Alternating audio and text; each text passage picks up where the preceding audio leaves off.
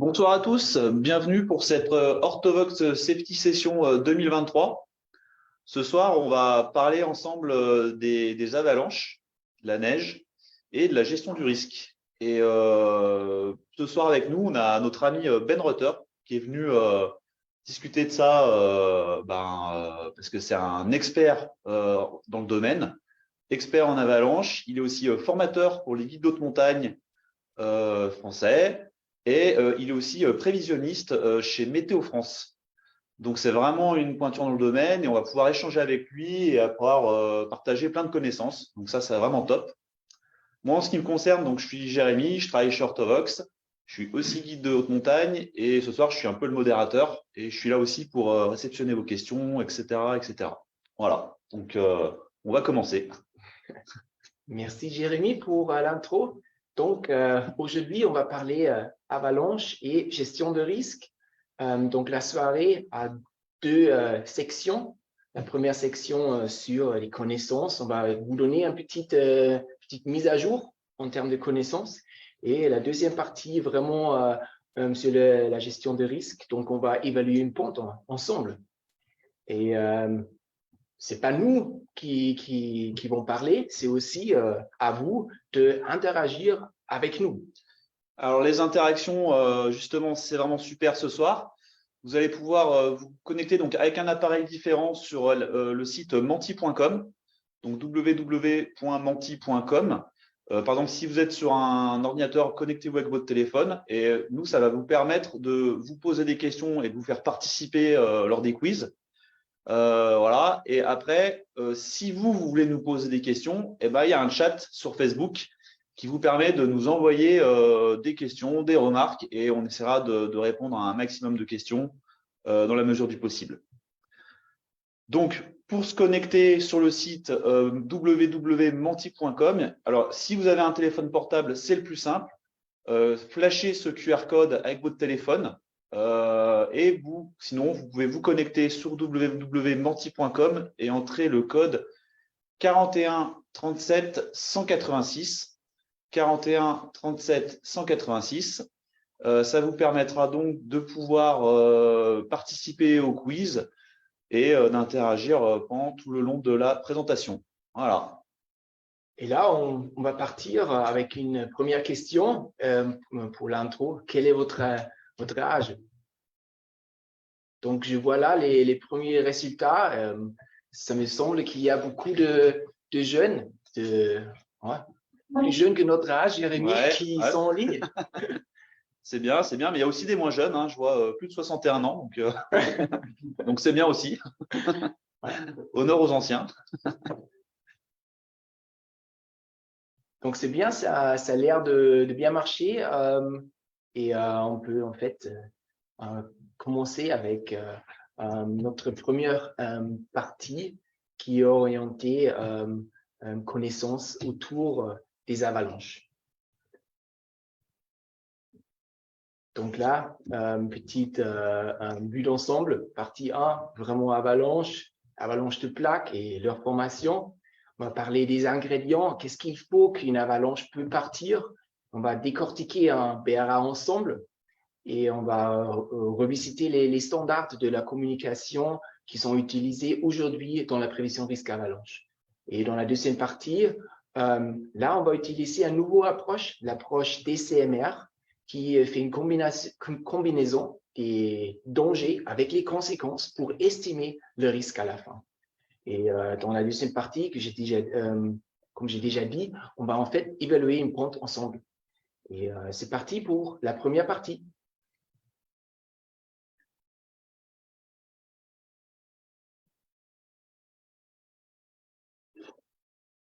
Donc, c'est une belle journée en montagne. Et du ski. Mais il y a aussi quelque chose qui ne va pas. Il y avait un accident. Mais ça s'est bien passé, en fait. Les skieurs m'étaient trouvés assez vite. Mais pourquoi il a déclenché une avalanche et c'était quel type d'avalanche, en fait? Là, on voit les skieurs qui descendent une pente et on voit, en fait, ce type de plaque qu'il a déclenché. Et il a vraiment eu beaucoup de chance. Il était pris par l'avalanche, mais oui, même enseveli, mais ses camarades ont pu le dégager assez vite.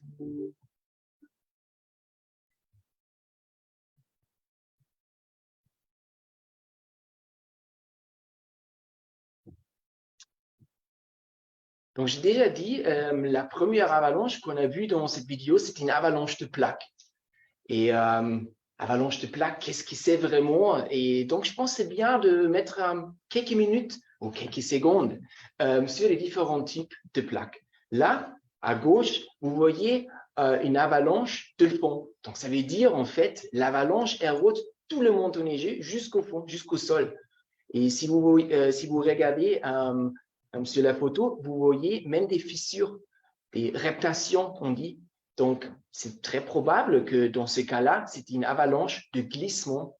Donc, un processus de glissement, en fait, a amené le manteau neigeux et ça a déclenché une avalanche en forme de plaque aussi. Là, vous voyez au milieu un départ ponctuel. Donc, c'est une avalanche qui part sur un point. Et quand l'avalanche descend la pente, l'avalanche grandit. Quand je regarde la photo, j'ai l'impression que c'est une avalanche de neige humide. C'est mon impression, je ne suis pas sûr, mais sur la photo, il n'y a pas de neige sur les buissons et aussi sur les rochers, il n'y a pas de neige sur les falaises. Et à droite, vous avez un exemple d'une avalanche de plaques. Une avalanche de plaques, probablement ou sûrement en fait de neige sèche, parce qu'on voit les falaises à droite sont encore couvertes par la neige.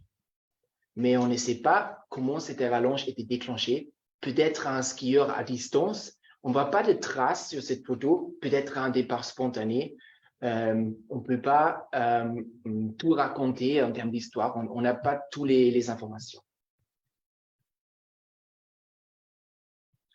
Voilà, on va mettre maintenant le focus sur les avalanches de plaques. Alors pourquoi? Mais les avalanches de plaques, c'est vraiment ce type d'avalanche qui est le type le plus important pour nous, parce qu'en fait, si on fait du ski, c'est ce type d'avalanche qui nous pose problème. Dans les statistiques, on voit bien que les skieurs, la plupart des accidents, c'est une avalanche de plaques. Une avalanche de plaques, ça veut dire qu'il y a une cassure linéaire. Dans une avalanche de plaques,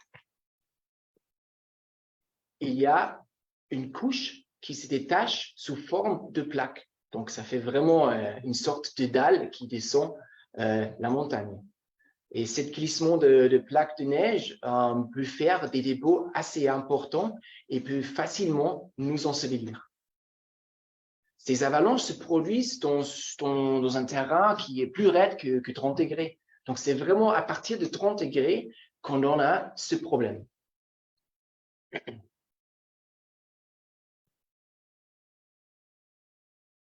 Donc, 99%, ça c'est une chiffre important. C'est les avalanches déclenchées par le passage d'un skieur qui se produit dans la neige sèche. Donc, dans beaucoup de cas, quand un skieur déclenche une avalanche, c'est une avalanche de plaques dans la neige sèche. Une autre chiffre très intéressante, c'est le chiffre de 90%, des fois même plus. Et dans ces cas-là, 90%, l'avalanche était déclenchée par le premier skieur qui est entré dans la pente. Pas le deuxième, pas un autre groupe, c'était le premier. Après, c'est vraiment la taille aussi qui est important. La taille, la plus grande est la taille. Alors, la plus grande est la probabilité quand on est enseveli. Donc, la taille, c'est vraiment, la taille d'avalanche, c'est vraiment une information clé pour nous quand on se déplace en montagne. Une avalanche déclenchée par un skieur est typiquement une cassure d'épaisseur d'un demi-mètre et à une taille de 50 à 80 mètres. et a une longueur de 150 mètres. Donc, vous voyez bien, ce n'est pas une avalanche énorme, ce n'est pas les avalanches de taille exceptionnelle qui posent problème aux skieurs, c'est plutôt la taille 2. Donc, une avalanche de taille moyenne qui ensevelit typiquement les skieurs. Seulement dans 10%, c'est les avalanches déclenchées à distance. Et donc, ça veut dire un terrain qui est plutôt plat. Très souvent, en fait, les avalanches sont déclenchées dans des pentes et l'inclinaison préférée des avalanches, c'est 38 degrés. C'est une chiffre à connaître parce que ça commence à 30 degrés, mais à 50 degrés, c'est plus rare qu'on a des avalanches parce que la neige tient moins bien sur les pentes, mais aussi il y a moins de skieurs. Donc, il y a un petit biais aussi avec ce chiffre-là. Et Ben, excuse-moi, qu'est-ce qu'il faut vraiment comme ingrédient pour déclencher une avalanche de plaques? C'est quoi vraiment l'avalanche de plaques en fait? Qu'est-ce qu'il y a dedans en fait? Donc, dans une avalanche de plaques, il faut une structure de plaque, on dit. Et en fait, une structure de plaque, ça veut dire qu'il y a une couche fragile et une plaque qui est au-dessus. Donc là, sur notre présentation, vous voyez bien, il y a un skieur qui fait du ski dans une pente et vous voyez bien dans la coupe qu'il y a une zone rouge en dessous du skieur qui veut dire qu'il y a une couche fragile. Donc, ça veut dire une couche qui est moins résistante aux contraintes des skieurs et qui peut s'effondrer et en fait créer cette avalanche. C'est un maillon faible en fait, c'est quelque chose de… Ouais. Exactement, on peut dire comme ça, mais c'est pas le seul ingrédient. Il faut aussi cette plaque. Ok. Et donc, c'est pour ça qu'on parle d'une structure de plaque et c'est cette condition d'un manteau neigeux défavorable. Ok. Donc, on peut creuser un petit plus.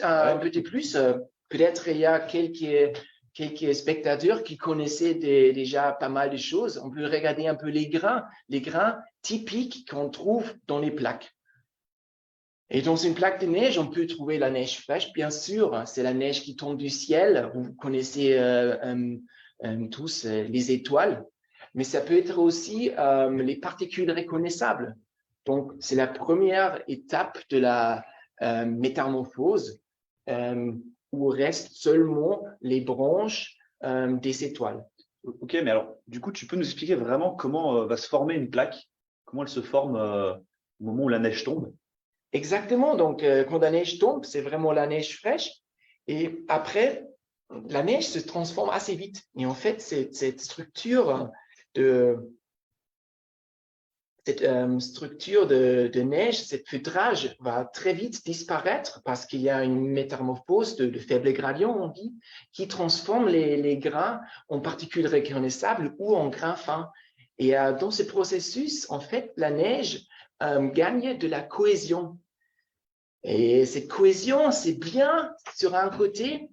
Dans une couche fragile, on aimerait bien avoir de la cohésion, mais dans une plaque, on n'aime pas vraiment cette cohésion parce que cette cohésion peut, en fait, comme on va voir dans les prochains diapos, propager une rupture.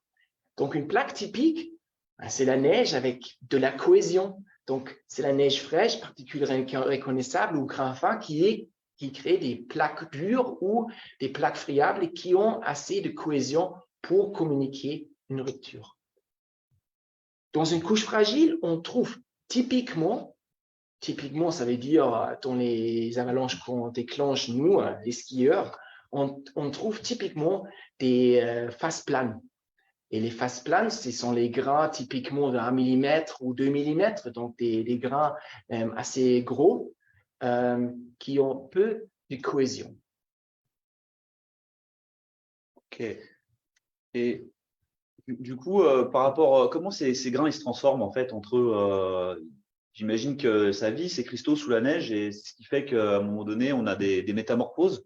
Tu peux nous expliquer un peu? Exactement. Donc, je pense qu'on va commencer avec la plaque parce que c'était moins difficile.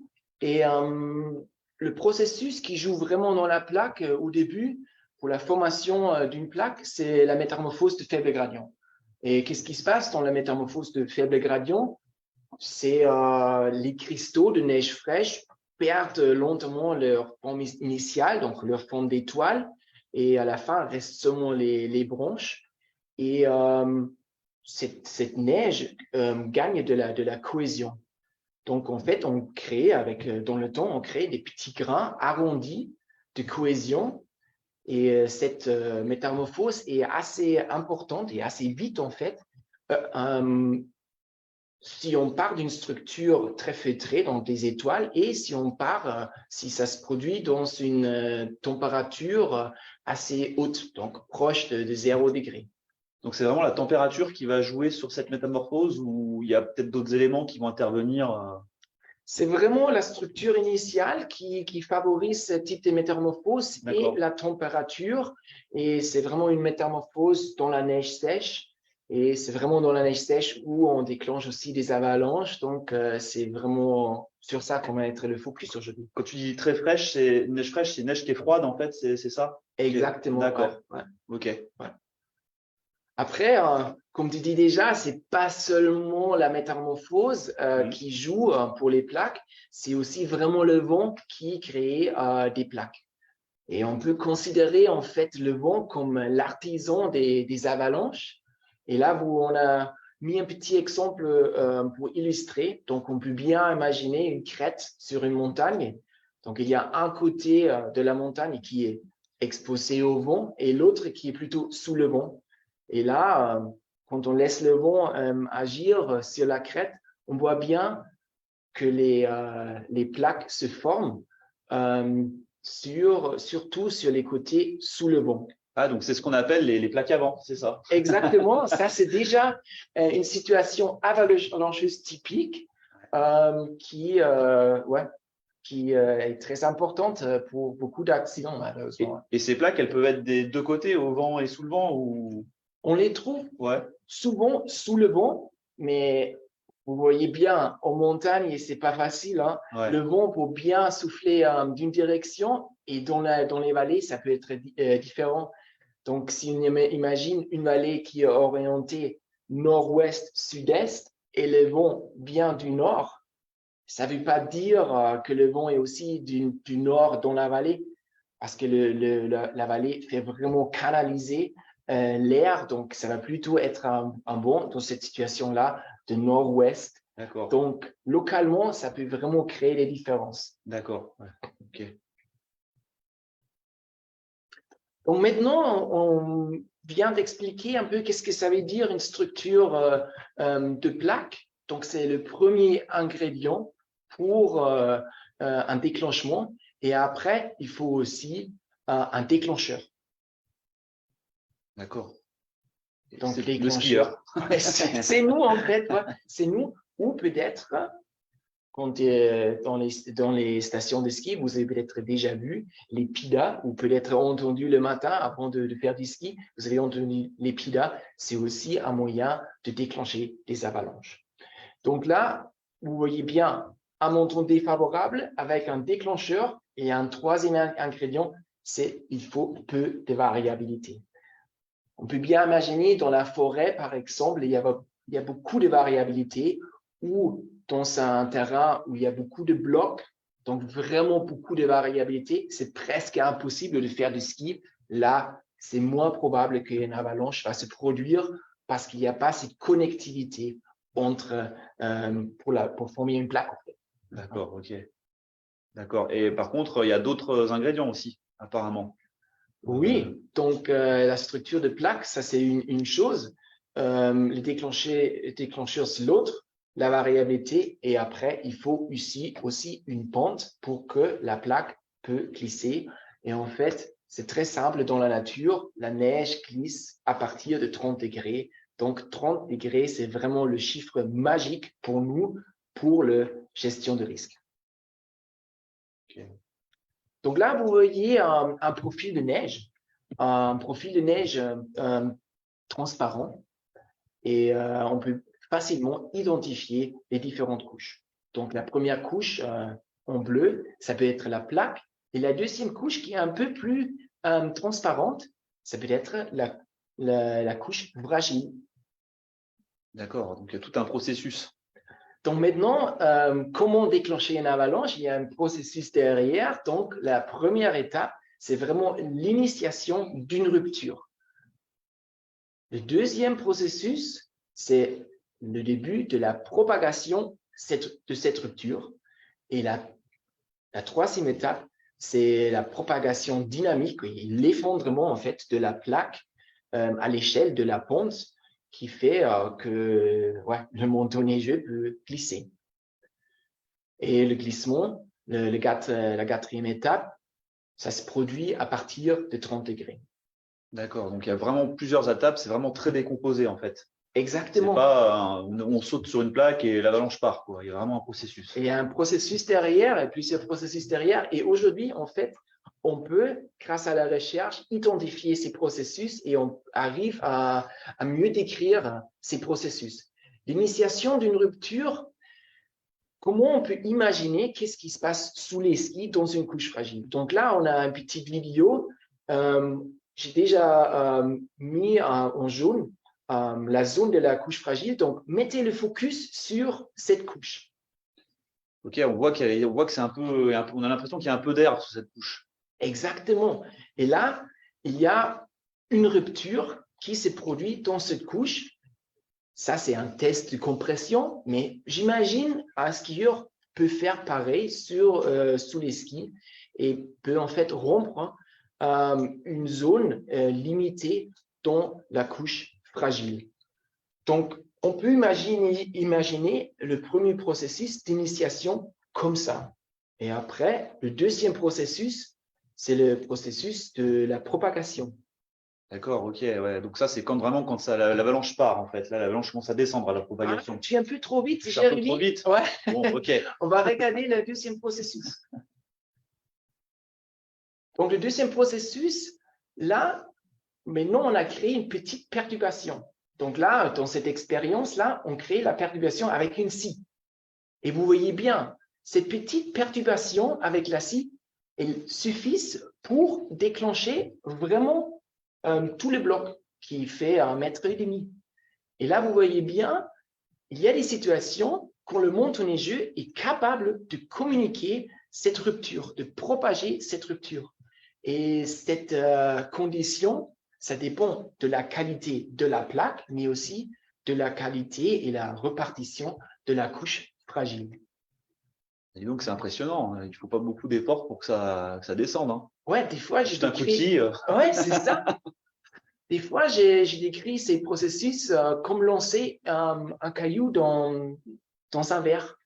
Ça fait aussi crack et patch. Tout le verre est craqué. Et là, vous voyez bien, il y a un skieur dans une pente et vous voyez bien la pente, en fait, il y a déjà des fissures dans la pente. Mais la pente, elle glisse pas. Donc là, dans cette photo, vous voyez bien, il y avait déjà l'initiation, il y avait déjà la propagation, mais il n'y a pas de glissement. Parce que les skieurs, il est encore debout et la pente ne bouge pas. Donc, cette pente, elle est à 25, 26 degrés. Donc, il n'y a pas de problème. Donc, en fait, on déclenche l'avalanche, mais il n'y a pas d'avalanche, en fait. C'est un peu ça. C'est un peu ça, exactement. Et des fois, quand on est sur le terrain, on entend un bruit, le whoop, et c'est exactement ça, c'est whoop qui est indicateur qu'il y a une plaque, qu'il y a une couche fragile. On a initialisé une rupture, on a propagé cette rupture, mais il n'y a pas d'avalanche parce qu'on est dans un terrain qui est plat ou qui est en dessous de 30 degrés. Ok, ok. Mais maintenant, on va aussi regarder qu'est-ce qui se passe si on a 30 degrés. Hein. Donc là, on a un skieur, on a une belle plaque avant devant les skis et on le laisse marcher. Ah ouais. Donc, vous avez vu, c'est tout très, très vite. Ça se passe très vite. Ces processus d'initiation et propagation qu'on vient de voir séparément, dans une avalanche, ça se passe très, très vite. Un processus après l'autre. Et si le terrain est plus raide que 30 degrés, ça peut même glisser. Dans ces cas-là, c'était une tout petit coulée, donc ça ne va pas ensevelir une personne. Et c'est une avalanche de taille 1, une petite coulée, et ça pose pas de problème. Ouais, là, ça va. C'est une petite plaque gentille. On n'a pas trop peur, mais on imagine ce que ça peut donner en cas de grosse avalanche, quoi. Et du coup, ben là, on a déjà vu beaucoup de choses, Ben. Et je sais pas ce que tu en penses, mais je crois que ça va être le moment de faire un petit quiz pour voir si tout le monde suit en fait. Ah oui. Donc là, je sais pas si tout le monde s'est connecté à Menti, mais là, on va peut-être vous demander de participer à un petit quiz.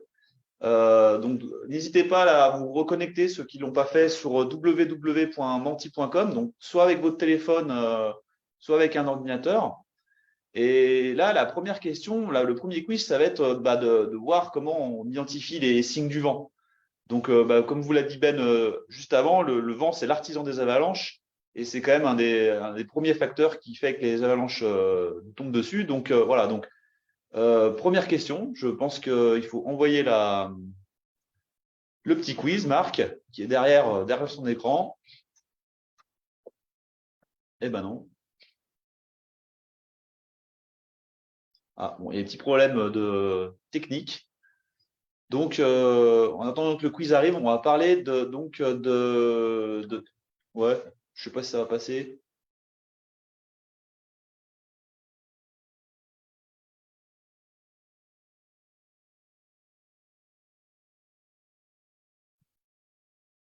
Ah, bon.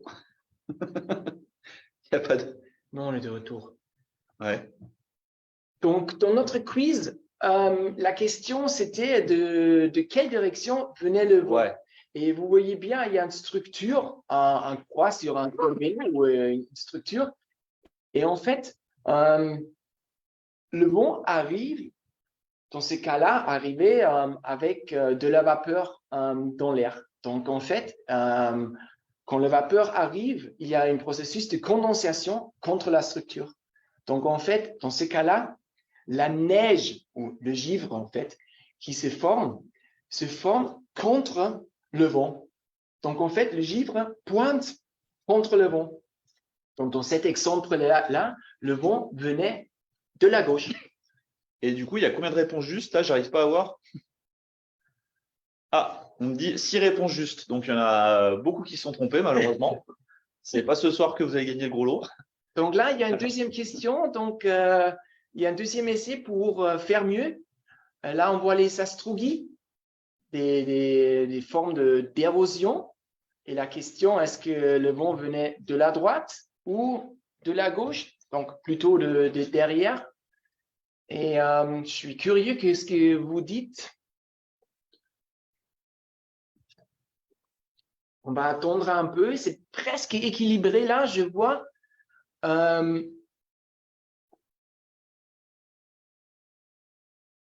ouais, bon, on va encore laisser le temps. Il y a encore des réponses qui arrivent là.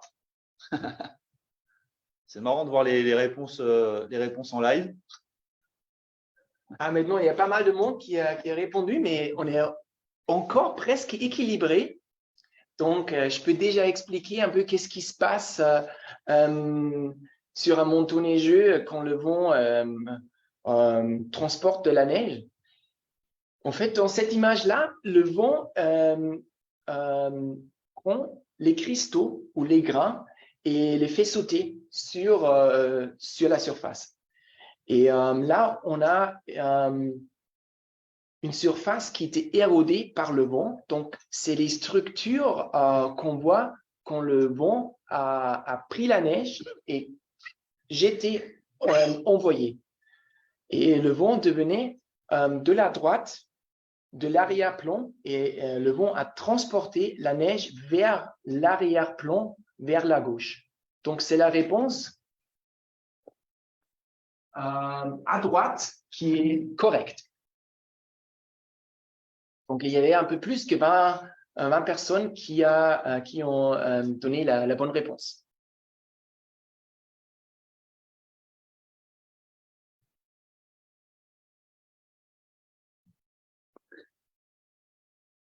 Ah.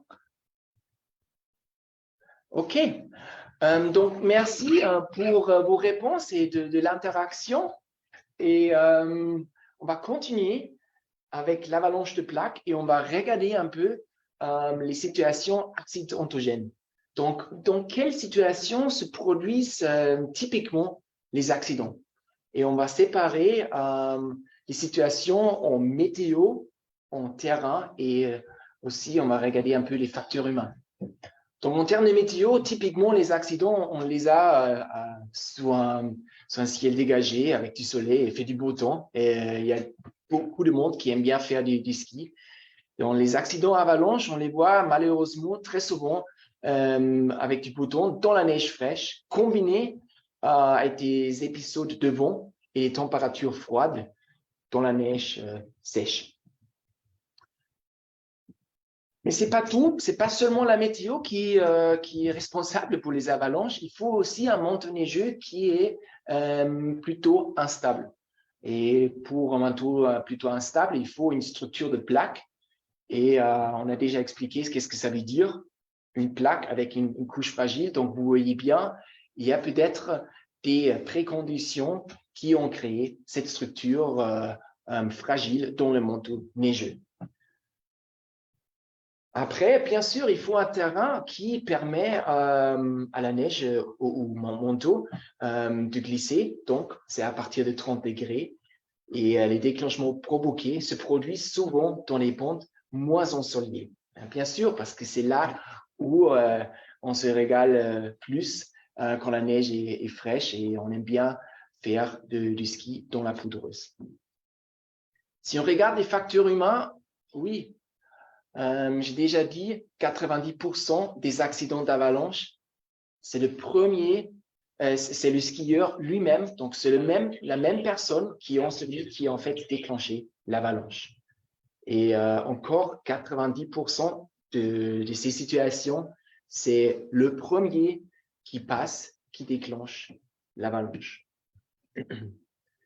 Donc là, on a une petite idée dans quelles situations se produisent les accidents, mais comment on se peut préparer pour une sortie. Et là, en Europe, on a beaucoup de services de prévention d'avalanche, pas seulement en France, mais aussi dans les pays voisins, en Suisse, en Espagne, en Autriche, en Italie, où il y a une prévision d'avalanche. Et on trouve sur avalanches.org, on trouve vraiment une vue d'ensemble, on trouve tous les services et vous trouvez aussi des éléments sur les standards de communication, sur l'échelle des risques et tout ça. C'est vraiment un site à visiter. Si on s'intéresse au risque d'avalanche, il y a une page qui est incontournable. C'est la page de Météo France et vous trouvez sur météofrance.com/météo-montagne les bulletins pour les Alpes, pour la Corse et pour les Pyrénées. Et vous voyez les petits icônes. Il faut seulement cliquer sur un des petits icônes et vous trouvez un PDF avec toutes les informations pour demain. Donc, j'ai dit là, en fait, c'est une prévision. C'est le bulletin pour demain qui est dispo typiquement à 4 heures. Donc, maintenant, c'est celui-là qu'il faut que je regarde alors. Ah ouais, c'est exactement. Et maintenant, fait 7 heures, donc on peut regarder la prévision pour demain. Mais du coup, Ben, moi, quand je prépare ma sortie, c'est quoi les informations qui sont les plus importantes en fait dans le bulletin qu'il faut que je regarde? C'est pas que je suis pas je suis pas un peu débutant, quoi. OK.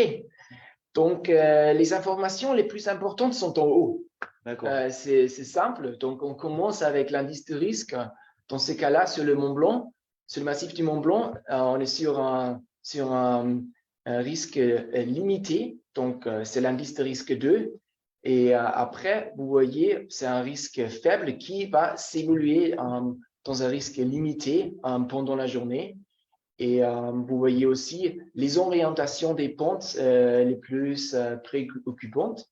Et vous avez des informations sur les départs spontanés et les déclenchements provoqués. Donc là, vraiment compact, les informations les plus importantes au début. Et après, il y a une description de la stabilité du manteau neigeux.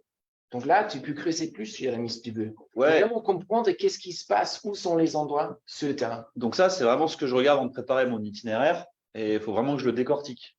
Exactement. Ouais. D'accord. Donc, Okay. on peut commencer à décortiquer le bulletin.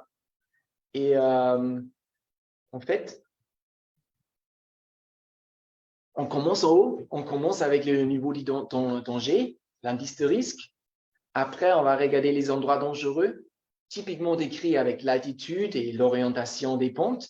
Et après, il y a aussi les situations avalancheuses typiques qui décrivent la situation qui pose problème. Il y a 5 situations avalancheuses typiques aujourd'hui qui sont utilisées en Europe. Et après, il y a même une description du danger plus détaillée qui aide à trouver les endroits dangereux sur le terrain et qui donne des indicateurs comment je peux observer et en fait affiner cette information du bulletin. Et en fait, là, on voit bien l'indice de risque. C'est pas toute l'histoire, hein, c'est seulement un début. Et l'indice de risque, c'est une information synthétique de base. Il y a beaucoup de situations qui sont synthétisées dans cet indice et il faut vraiment creuser plus pour avoir cette information.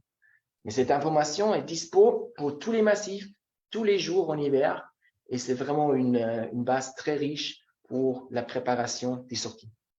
D'accord, ok. Et du coup, moi, quand je prépare ma sortie, donc je lis mon bulletin des risques d'avalanche, mais par exemple, des fois, quand c'est un niveau 3, moi, j'aimerais quand même bien aller faire de la poudreuse. Alors, faudrait que tu nous dises, parce que quand c'est au milieu, Exactement. Donc, maintenant, on va expliquer un peu comment ça marche, comment c'est organisé. On va commencer avec l'indice de risque.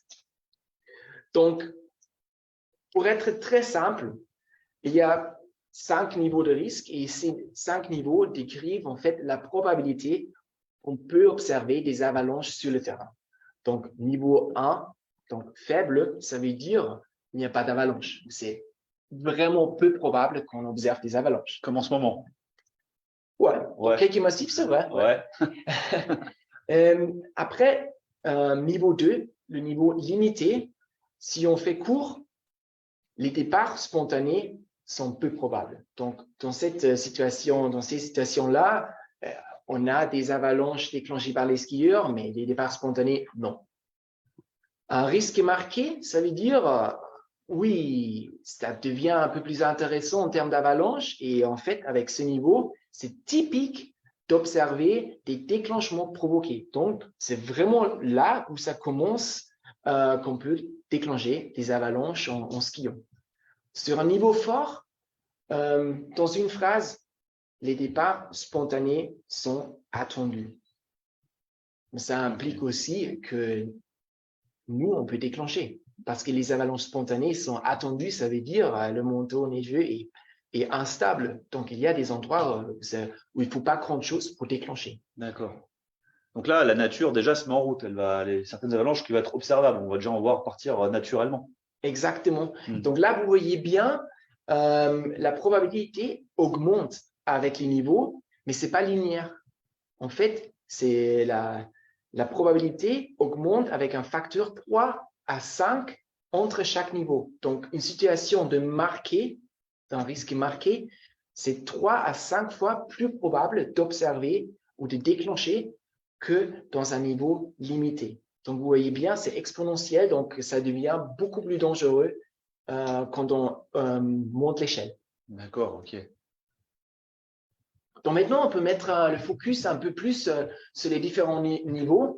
Un niveau limité, qu'est-ce que ça veut dire? Donc, vous voyez bien sur cette image animée, il y a quelques pentes où le déclenchement provoqué est possible et le pourcentage de terrain qui est concerné reste dans cette situation quand même limité.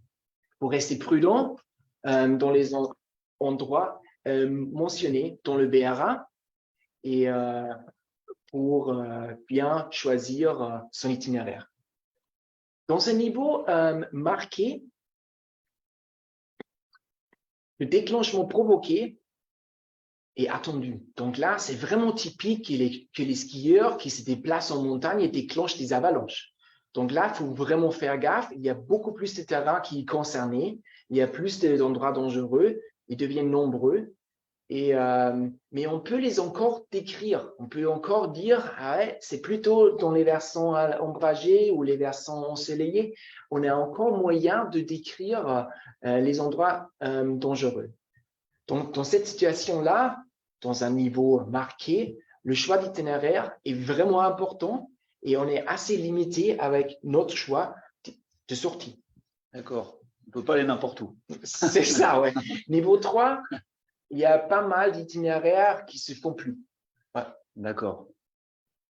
Après, un niveau fort, ouais, la montagne devient plutôt rouge. Ouais. C'est normal parce que on attend vraiment les départs spontanés ou une situation de déclenchement provoqué qui est assez critique et les déclenchements provoqués deviennent probables. Donc, il y a nombreuses pentes qui sont concernées et en fait, pour nous, pour les pratiquants de sport d'hiver, il faut vraiment rester sur les pistes qui sont ouvertes ou si on se déplace en dehors des pistes balisées, il faut éviter tout terrain raide et il faut vraiment s'éloigner des pentes raides, garder une bonne distance parce qu'il y a la possibilité des départs spontanés. Et niveau de danger 5, alors, c'est vraiment, on reste chez soi, quoi. Niveau 5, ça veut dire les avalanches peuvent atteindre les vallées. Donc là, on va déjà avoir des problèmes, des difficultés pour arriver en station. Ouais. Ah, d'accord. Ouais. OK. Donc, où se trouvent les zones dangereuses sur le terrain? Ça, c'est une information qu'on trouve dans le bulletin.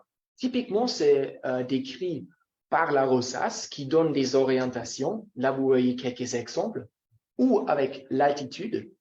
En France, on utilise des fois des différents niveaux en fonction de l'altitude où on donne vraiment une altitude, par exemple 2400, parce qu'il y a plus en dessous où il y a vraiment une grande différence.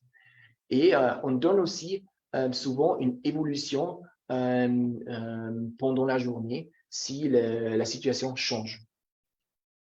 D'accord. Et donc, l'orientation, donc c'est la petite étoile qu'on voit sur le bulletin des risques d'avalanche. Donc, et si c'est noir de partout, c'est que toutes les orientations sont dangereuses, en fait. Hein. Exactement. Et ouais. les orientations qui qui restent blanches, c'est là où il y a une situation plus favorable. Donc, si on a un niveau 3, un niveau marqué, ça veut vraiment dire que dans la rosace noire, c'est là où on trouve ces problématiques qui est décrites dans le bulletin. Alors, Ben, là, tu nous as dit beaucoup de choses. C'est extrêmement complet. Il y a beaucoup de choses. Je pense que tout le monde suit, j'espère. Et donc, on va à nouveau refaire un petit quiz parce qu'on a vu que bah, vous adoriez ça. Donc, on va en refaire un. Et là, bah, ouais, on va attaquer par une question qui est un peu, qui est pas très difficile. C'est là, vous avez un petit dessin avec une montagne et le soleil, et on va vous demander quelle est l'orientation de la pente. Donc, sur la photo, il est 9 h du matin. Il va falloir déterminer l'orientation de la pente. Donc là, je vais vous demander de tous vous mettre sur votre menti.com. Si vous n'êtes pas encore connecté, donc le code c'est 41 37 186. Et ben, on va vous laisser un peu le temps de répondre et de nous dire quelle est l'orientation de la pente qui est au soleil là. Alors, je pense que c'est assez facile. Hein. S'il y a quelques montagnards, ils vont tout de suite trouver assez rapidement. Voilà. Ah, on a déjà pas mal de réponses. Ah ouais. Alors, qu'est-ce que ça donne? Ouh là là, ça y est, ça répond au taquet là. N'hésitez pas aussi à poser des questions sur les discussions. J'ai vu qu'il y en avait quelques-unes. J'ai pas. On va essayer de d'y répondre là pendant la présentation. Voilà, mais n'hésitez pas à interagir. Ah oui, ils sont assez forts là. Je vois que l'orientation Est a beaucoup plus de réponses. Et ouais, Ça marche bien et oui, le matin, le soleil se lève dans l'Est. Donc, si on est de ce côté de la montagne à l'Est, on a du soleil et on peut commencer notre sortie avec le soleil tranquillement, assez chaud. C'est bien. c'est agréable. Ouais. Ouais. Donc sur la photo, il est 9 h du matin. Donc évidemment, la pente, c'était l'Est. Donc, et puis les autres orientations, donc le nord au premier plan et l'ouest de l'autre côté. Donc le soleil va d'est en ouest au-dessus de l'horizon. Donc voilà, question facile. Donc après, je ne sais pas s'il y a une autre question dans le quiz. Ça me paraît bon.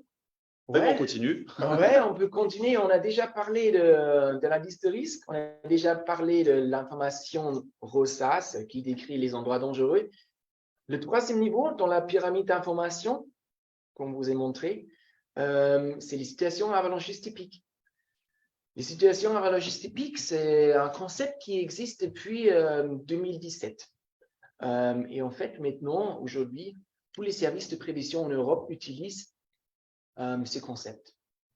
Et pourquoi on utilise les situations avalancheuses typiques? C'est très simple, parce qu'on peut, nous, en termes de prévisionnistes, on peut communiquer avec les pratiquants de la montagne pour proposer un comportement.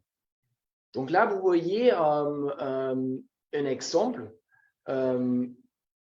J'ai mis une petite case autour de la situation de neige montée et vous voyez bien que pour chaque situation avalancheuse typique, là, j'ai mis la neige fraîche, la neige montée, les sous-couches fragiles persistantes et à droite, la neige humide. Vous voyez bien qu'on peut en fait décrire la localisation et la durée, mais aussi les indicateurs typiques qu'on trouve sur le terrain et les mesures qu'on propose normalement ou souvent dans ces situations.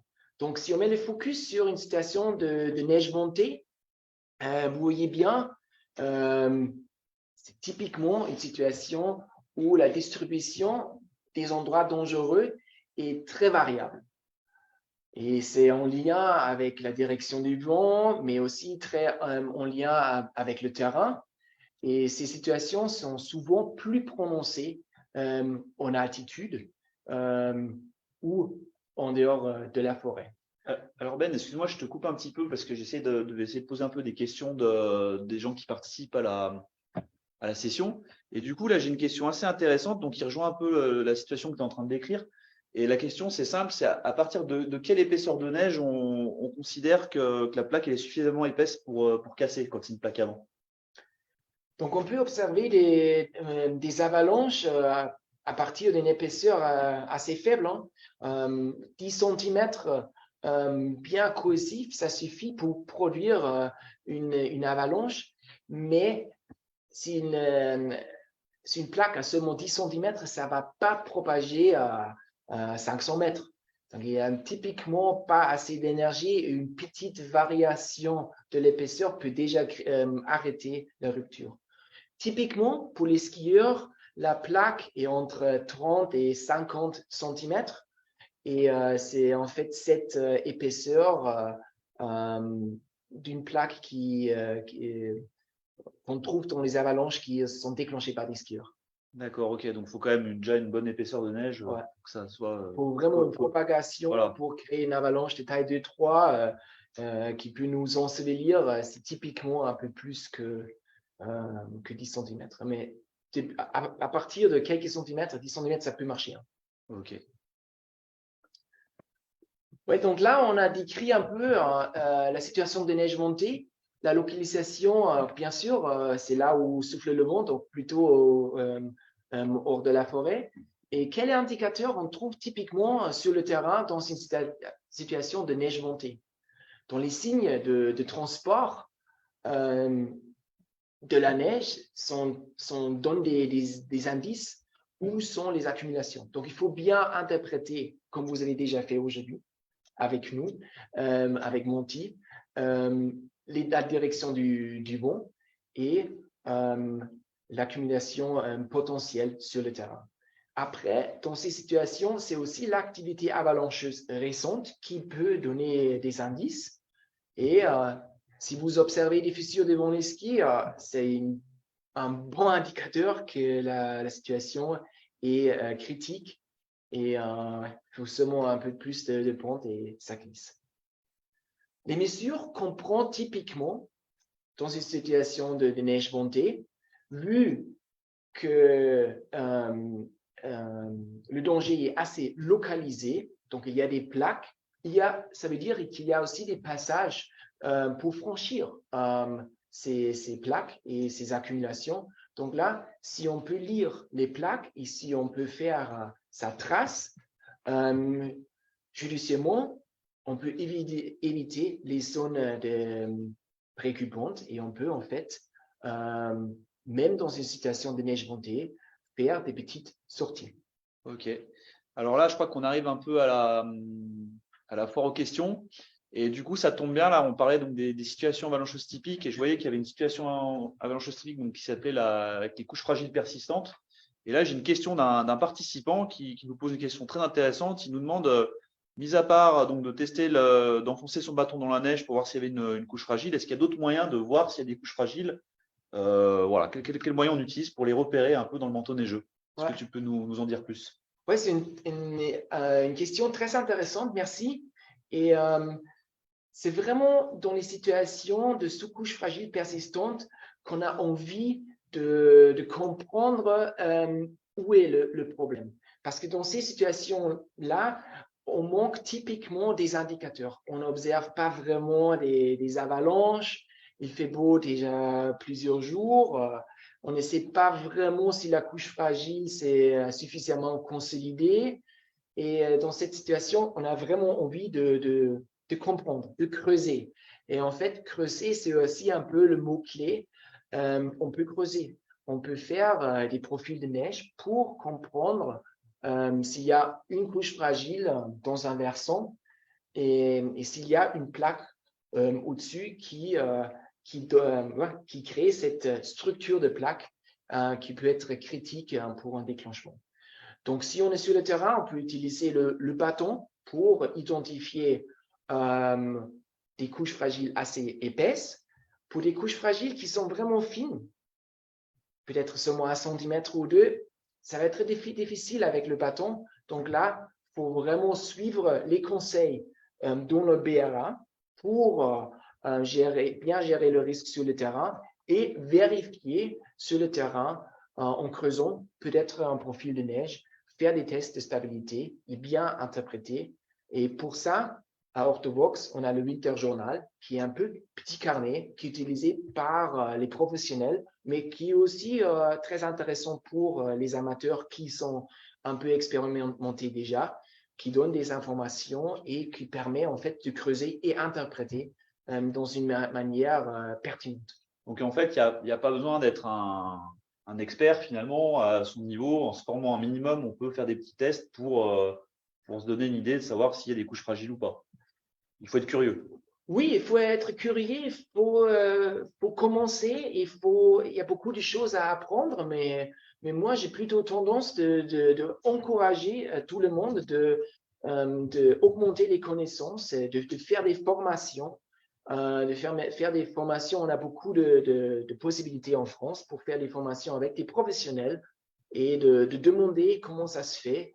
Et chez Orthovox, on voudrait vraiment vous encourager et on donner des moyens pour faire ça. Voilà. Super. J'ai une dernière question. Après, on va passer à la seconde partie, donc parce qu'on a fini la partie 1. Et on a une question. Donc, j'ai une question d'Alexandre qui nous demande comment éviter les zones à plaques. Alors, c'est une question qui est un peu large, mais j'imagine que tu as peut-être des premiers éléments de réponse qui peuvent peut-être aider Alexandre à éviter les plaques. Oui.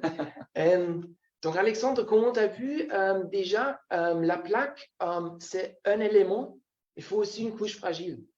Donc, pour éviter les plaques, si on parle des plaques avant, ça peut être assez évident sur le terrain si tu observes la direction du vent, si tu connais un peu l'histoire météorologique, donc notamment quand est-ce qu'il y avait du vent et est-ce que le vent a transporté la neige ou la neige était déposée. Donc là, tu peux identifier les plaques, mais c'est aussi un peu une question de durée. Une plaque avant qui date depuis une semaine, elle est moins critique qu'une plaque qui est en train de se former maintenant. Et après, il faut aussi vraiment réfléchir à la couche fragile. Est-ce que c'est seulement une situation de neige montée? Et là, le bulletin d'estimation de risque avalanche t'aide vraiment. Si c'est vraiment une situation de neige montée, typiquement, et c'est une couche fragile non persistante, une couche fragile temporaire, donc le problème va s'atténuer pendant 2-3 jours. Si c'est une situation de sous-couche fragile persistante avec une situation de neige montée, fais gaffe, ce problème peut rester plusieurs jours et peut rester plusieurs jours critiques. Bah super, on a fait vu pas mal de questions. On va être obligé un peu d'avancer donc sur la partie 2, je pense qu'il va intéresser pas mal de monde, parce que j'ai eu pas mal de questions plus sur la gestion du risque un peu. Donc ça tombe bien, c'est une bonne transition. Et donc Ben, tu vas nous présenter donc la gestion du risque avec la méthode DCMR. Est-ce que tu peux nous dire un peu ce que c'est? Ouais, On va attaquer. bien sûr, DCMR. bien sûr. Le DCMR, c'est une méthode qu'on a développée dans la formation des guides. Ça fait deux choses en fait. Ça structure nos pensées sur le risque, mais ça nous aide aussi de communiquer. Donc, si moi, je veux te communiquer avec mon pote Jérémy quand je fais du ski, je peux aussi utiliser cette approche. Donc, ça veut dire, je communique sur les dangers, donc sur la probabilité qu'on déclenche une avalanche, ici et maintenant dans une pente. Après, on va parler aussi des conséquences. Si on déclenche une avalanche, qu'est-ce que ça veut dire dans ce terrain-là? Et après, on va réfléchir quelles mesures on peut prendre pour diminuer les conséquences et diminuer la probabilité, donc le danger, pour arriver à un risque qui nous semble raisonnable. Donc, c'est vraiment ça, cette approche qui est assez logique. Il y a 4 étapes: danger, conséquences, mesures pour atteindre un risque qui est acceptable. Super, super. Voilà, je crois qu'on va passer un bon moment. J'ai encore pas mal de questions, mais je te les poserai peut-être après, hein. J'ai énormément de questions qui commencent à arriver là, mais je Ouais. préfère que tu avances un peu et je te couperai au moment voulu. Ouais, on va faire comme ça. C'est pas des questions pièges, ça va. OK. Donc là, le DCMR, comment ça marche? Vous voyez un groupe qui monte une pente et donc il y a vraiment cette petite formule qui peut aider à structurer les pensées quand on est dehors. Et donc, on prend en compte les dangers. En perspective des avalanches, ça va être forcément la probabilité de déclencher une avalanche, mais ça peut aussi être la probabilité de glisser. Si la pente est raide et dure, ça peut aussi être un autre danger qui pose problème. Et ces dangers, on va les croiser avec les conséquences. Est-ce qu'il y a une falaise en bas? Est-ce que c'est une grande pente? Est-ce qu'il y a peut-être un piège de terrain en dessous? Pour arriver à une petite première estimation de risque. Après, on va réfléchir comment on peut diminuer la probabilité de déclenchement. On peut être choisir notre itinéraire en prenant des distances entre les skieurs ou en skier un par an, par exemple, pour diminuer les dangers et les conséquences pour arriver à un risque qui est acceptable. Donc là, vous voyez bien, les mesures peuvent diminuer les dangers, mais aussi les mesures peuvent diminuer dans les situations des conséquences. Et il y a quelques mesures qui sont super à prendre, qui font en fait deux choses à la fois, les dangers et les conséquences. Donc là, on va vous expliquer un peu les questions et les étapes qui sont derrière les conséquences et les dangers. Le risque sur ce panneau-là, c'est la graphique, c'est la partie jaune. Donc, vous voyez bien, si les conséquences en rose sont élevées, on va arriver dans un risque élevé si les dangers sont aussi élevés. Si les conséquences sont faibles et les dangers sont élevés, on n'a pas un risque élevé, on est plutôt sur un risque considérable. Donc là, vous voyez un peu comment ça marche. Il faut évaluer les conséquences, se mettre sur l'échelle là, sur les 4 étapes, entre faible et élevé. Et même chose pour les dangers en bleu. Il faut se mettre sur l'échelle à gauche pour une situation de faible danger ou plutôt à droite sur une situation de danger élevé. Et après, vous pouvez croiser les deux éléments, les dangers et les conséquences pour estimer le risque. Et dans cette graphique, vous voyez un peu les recommandations, comment se comporter dans des situations de risque élevé. Dans ces situations de risque élevé, on va plutôt chercher des alternatives. Et si les conséquences sont faibles et les dangers sont faibles, c'est un risque qui est plutôt acceptable. Ok, et du coup, là, par exemple, donc j'ai une question qui parle un peu de ça. J'ai une personne qui me dit à partir de quel moment, par exemple, on va éviter par exemple, si une avalanche peut partir très haut, même si j'ai pris des distances, une avalanche peut arriver sur le plat en bas. Donc là, ta procédure, donc DSMR, répond un peu à sa question en disant, ben, on prend des distances et du coup, ben, on s'affranchit d'un certain risque en fait, on le limite en tout cas. Ouais, mais c'est vraiment une très bonne question parce Ouais. que elle nous amène dans les conséquences en fait. Et pour les conséquences, je vous propose de 4 questions. En fait, la première question pour moi, c'est en fait la taille de la pente. Est-ce que la pente a une taille qui peut vraiment poser problème? Est-ce qu'on peut imaginer une avalanche qui peut ensevelir une personne? Et cette question, elle est différente. La réponse va être différente si on descend et si on monte. Si on monte une pente de 20 mètres de dénivelé, ça pose déjà problème. Si on descend peut-être une petite pente de 20 mètres, ça pose pas problème. On peut skier et vraiment tester cette pente.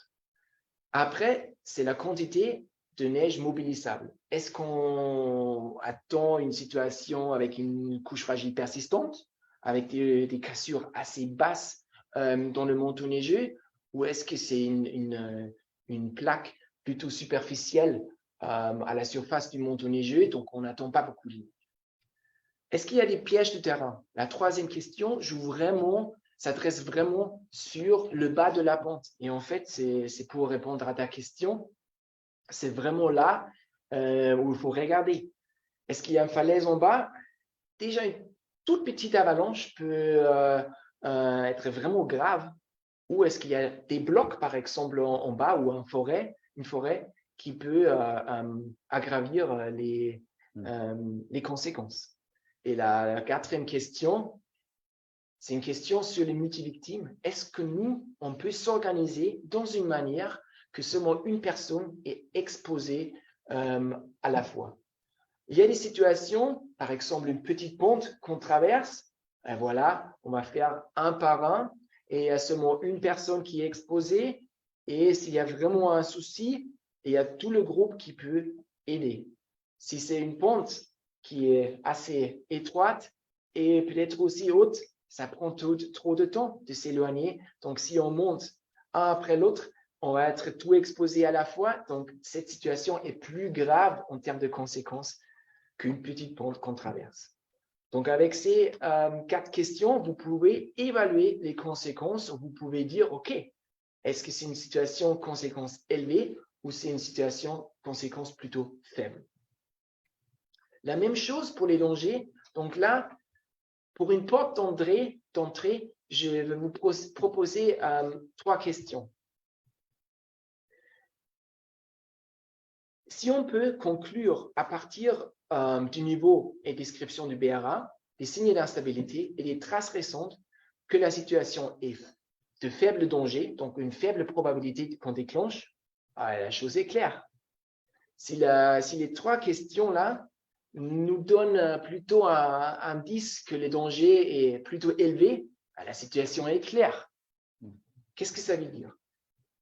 Si la situation a un danger élevé, ça veut dire les conséquences doivent être faibles. Sinon, on va renoncer. Une situation avec un danger faible, les conséquences peuvent être un peu élevées. le risque va quand même rester acceptable ou peut être considérable. Et pour toutes les situations qui sont entre faibles et élevées en termes de danger, là, il faut creuser, il faut plus comprendre la situation, il faut vraiment creuser plus pour avoir plus d'informations.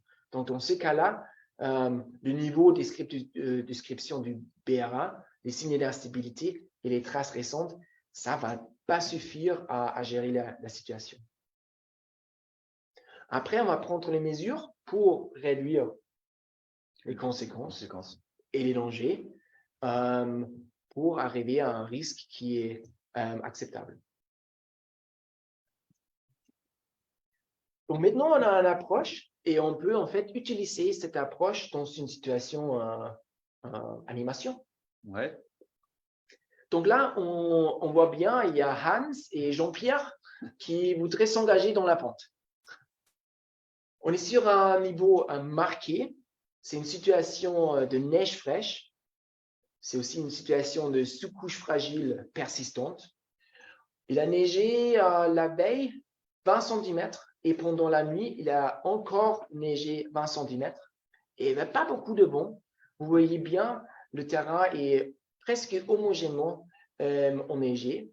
Et les deux sont partis de la cabane le matin et ils arrivent sous une pente. Et là, on a coloré pour vous le terrain. En rouge, c'est les zones typiques de déclenchement. Les zones bleues, c'est les zones où il y a les déclenchements à distance possibles. Et les zones jaunes, c'est les zones d'écoulement des avalanches. Et ces cartes, aujourd'hui, il existe en Suisse. Ils s'étaient faits à partir des simulations avalanches.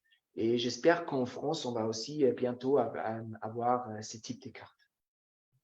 Donc maintenant, on va montrer l'itinéraire prévu. Donc, Hans et Jean-Pierre voudraient bien monter la pente et ils se demandent est-ce qu'il faut prendre des mesures? Est-ce que le risque est acceptable ou pas? Donc, on va creuser un peu. On va commencer avec les conséquences parce que c'est plus facile.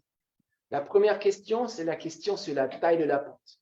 Donc, on va traduire, on va dire, OK, est-ce qu'avec cette taille de pente, un ensevelissement est grave? Est-ce qu'un ensevelissement est possible? Et donc là, la carte nous montre en Suisse l'équidistance entre les lignes entre les contours, c'est 20 mètres. Donc là, on parle d'une pente de 60 mètres de dénivelé. Donc là, 60 mètres de dénivelé, on est en bas, bien sûr. C'est une situation où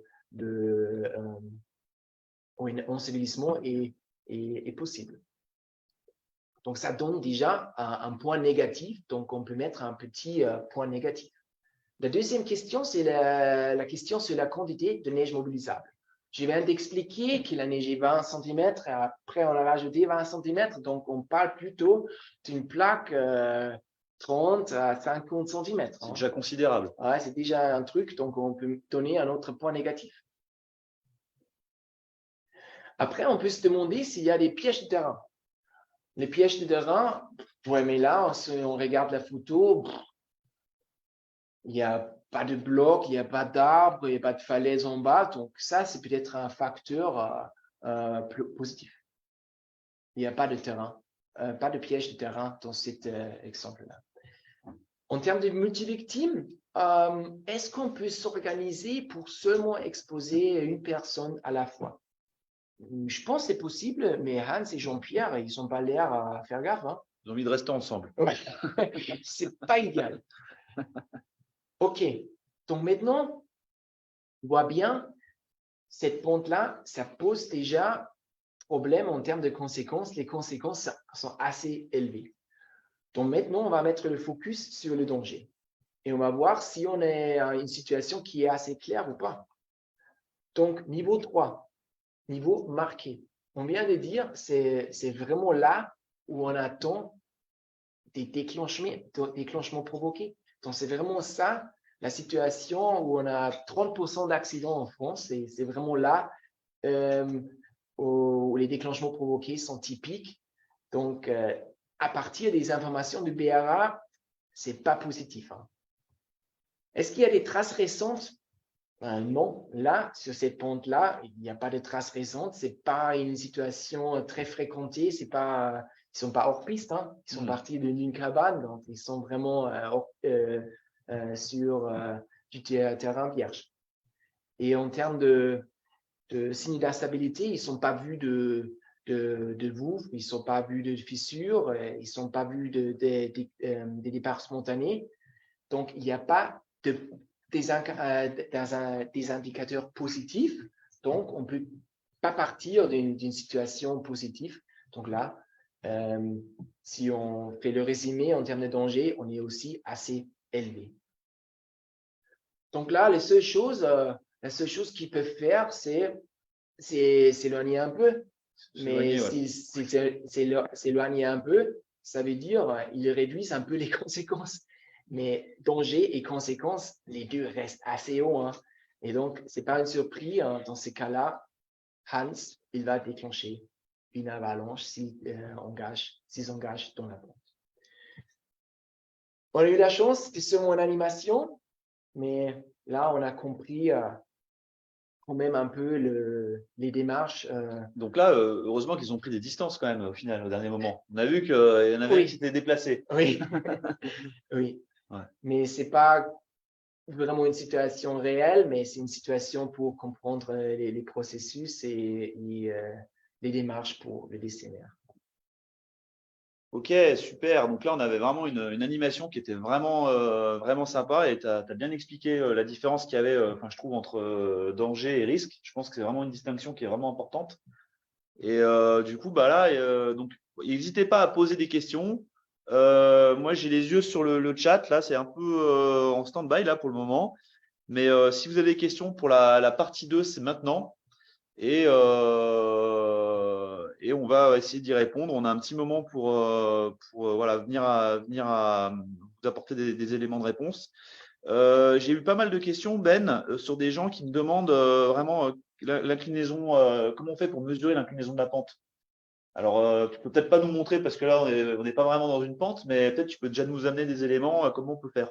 Oui, non, mais aujourd'hui en France, on a des cartes IGN qui ont une couche avec le radar des pentes.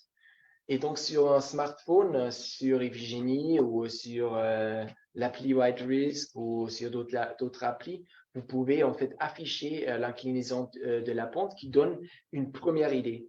Mais après, sur le terrain, il faut vérifier ça. Et ouais, ça, c'est vraiment notre métier en fait. Il faut estimer l'inclinaison de la pente à l'œil parce qu'on ne voudrait pas s'engager dans la pente forcément. Et donc, ça reste à nous de vraiment s'entraîner et de prendre les bâtons, de prendre 1 kilomètre pour estimer l'inclinaison de la pente, souvent pour s'entraîner à bien estimer à l'œil les pentes. Ok, d'accord. Merci Ben pour cette réponse. J'ai une autre question. Donc, on parle des sacs Avabag. Donc, est-ce que toi, tu penses que les sacs Avabag vont marcher dans toutes les situations avalancheuses, par exemple? Ou est-ce qu'il y a des situations dans lesquelles ça ne fonctionne pas? Ouais.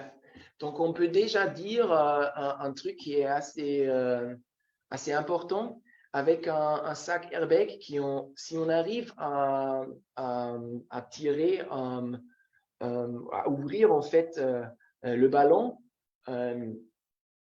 la probabilité de survivre l'avalanche est 2 fois plus grande que sans le sac.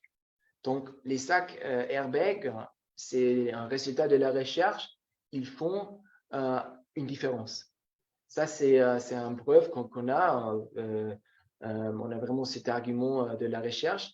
Mais aussi, les sacs airbag, on n'est pas sûr, en fait, sur comment on fonctionne mentalement. Peut-être on prend plus de risques avec un airbag. Donc, ça, c'est aussi une chose pour garder en tête. Et je pense que la difficulté avec les airbags, c'est vraiment de pouvoir tirer pour être prêt pour réagir. Et les airbags peuvent faire une différence dans une avalanche de neige sèche. Ils peuvent nous aider s'il y a un ensevelissement. S'il y a une falaise en bas, si tu sautes la falaise avec le sac airbag, ça ne va pas trop l'aider. Et s'il y a une grande avalanche spontanée qui se déclenche au-dessus de toi, un sac airbag va peut-être pas faire la grande différence parce que si l'avalanche arrive vraiment avec beaucoup d'élan, avec beaucoup d'impact, ça peut quand même ouais, faire des blessures qui sont assez graves. Donc, il y a des situations où le sac peut faire une différence et si dans une situation comme ça, l'airbag est vraiment un moyen qui peut faire la différence, mais il reste des situations où l'airbag ne va pas aider. Donc, du coup, pour résumer, on est d'accord que voilà, se former, avoir des connaissances et tout, c'est quand même la première chose qui va aider à pas faire de bêtises en montagne, notamment en ski de randonnée peut-être, et que ça, c'est vraiment les piliers et les fondements pour pratiquer le ski longtemps et éviter de tomber dans un piège, hein. Exactement. Toi, c'est ce que tu prônes en tout cas, c'est ce que tu recommandes. Exactement, un sac airbag, c'est sympa, mais c'est également important de connaître, utiliser la sonde, l'appel, le DVA et tout ça. Et encore plus important, c'est la prophylaxe, de ne pas avoir une avalanche.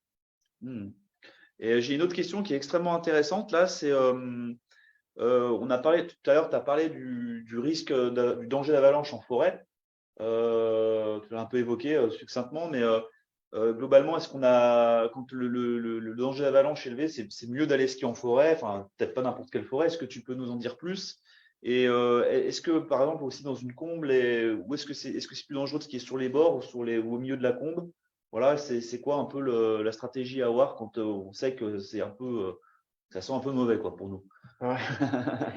Donc, je vais dire, ça dépend un peu de la situation avalanchiste typique.